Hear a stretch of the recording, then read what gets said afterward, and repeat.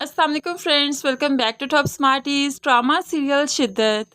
जब से असरा की सुल्तान से शादी हुई वो तो मुस्कुराना भूल गई। अब यहाँ पर मुकलावे की रस्म के लिए जो घर गई तो घर वालों ने उसकी उदासी को महसूस किया कि तुम उस तरह से खिलखिलाकर नहीं हंस रही, उस तरह से खुश नहीं हो जिस तरह शादी से पहले थी। कोई बात है क्या? लेकिन असरा किसी को भी सच नहीं बताएगी। अगर सच बताएगी तो उसी के इंतहा पर ही सवाल उठाए जाएंगे, जो कि असरा नहीं चाहती। इसीलिए तो सबको मुतमईन किया कि सुल्तान बहुत अच्छे हैं, मेरा बहुत ख्याल रखते हैं। मैं तो वैसे ही आप लोगों से दूर हो गई, इसलिए उदास हूँ। जैसे तैसे करके घर वालों को मुतमईन कर लिया।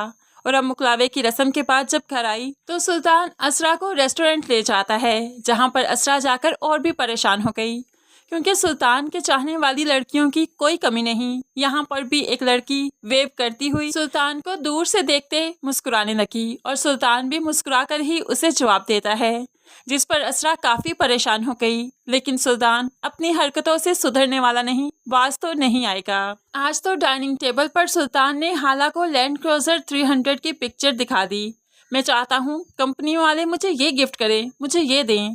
तो यहाँ पर हाला मुस्कुराते हुए कहने लगी, इसको देते हुए 1 सदी लगेगी आपको, वो तो कंगाल हो जाएंगे। आपको ये गिफ्ट नहीं मिल सकता भाई, सॉरी। अपनी पसंद थोड़ी सी तो बदल लें, थोड़ा सा तो नीचे आकर सोचे ना।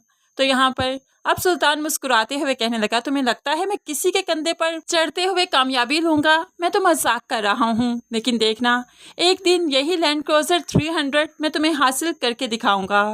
अब तो असरा को मालूम पड़ गया कि सुल्तान की पसंद क्या है। सुल्तान का जो बर्थडे आ रहा है तो वह ज़रूर उसको यही गिफ्ट देना चाहेगी। इसीलिए तो वो शायान से कहने लगी, तुम्हें पॉकेट मनी मिल गई क्या? मिल गई तो प्लीज़ इस बार की पॉकेट मनी मुझे दे दो। शायान हैरान हो गया कि तुम्हें क्या करनी है, लेकिन ऐसे में वो फिर सारी कहानी भी बताती है। तो शायान अपने बाप के पास गया कि मुझे पॉकेट मनी चाहिए। तो बाप भी हैरान कि अभी तो कुछ दिन बाकी हैं तुम्हें पॉकेट मनी मिलने में, तो क्या करनी है?